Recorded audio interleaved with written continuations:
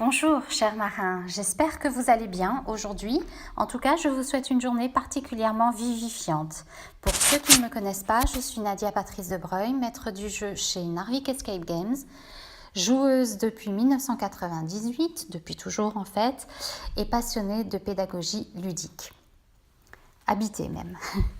Aujourd'hui, je vais vous confier une clé pour jouer futé, inspirée de La magie du rangement, livre de développement personnel écrit par Marie Kondo.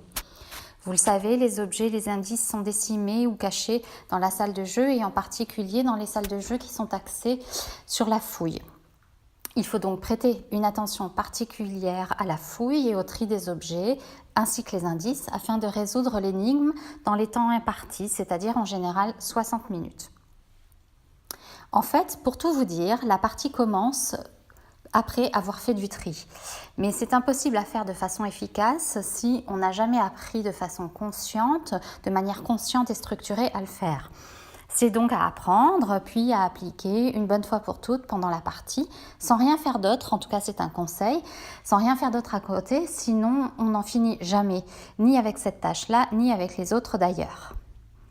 Dès que vous allez commencer, la partie va démarrer ou redémarrer à zéro dans ce qu'elle a de plus essentiel. Le tri des éléments, les liens à faire entre ces éléments et la mise en place du raisonnement de résolution de l'énigme. Pour ce faire, suite aux nombreux jeux que j'anime, je vous conseille 4 balises. La première, commencez par mettre de côté tout ce qui est inutile ou ce qui a déjà servi dans le jeu. La deuxième, on range absolument les objets ou les indices par catégorie. Ça va vous faire gagner énormément de temps et beaucoup d'efficacité également. Troisième balise, on imagine une fonction, une destination ou un lien que l'on peut faire entre l'objet que l'on vient de trouver et d'autres indices dans le jeu. Et si on n'y parvient pas, si c'est compliqué, c'est peut-être le signe que cet objet n'est pas utile à la résolution de l'énigme.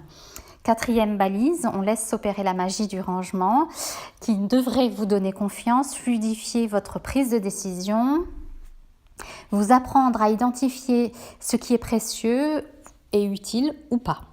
Donc, je rappelle les 4 balises, on met de côté un certain nombre de choses pour commencer, on range absolument par catégorie, on imagine une fonction ou un lien à faire et on laisse s'opérer la magie du rangement. Encore une fois, je vous souhaite une vivifiante et exaltante, pétillante journée, à bientôt et d'ici là, amusez-vous bien.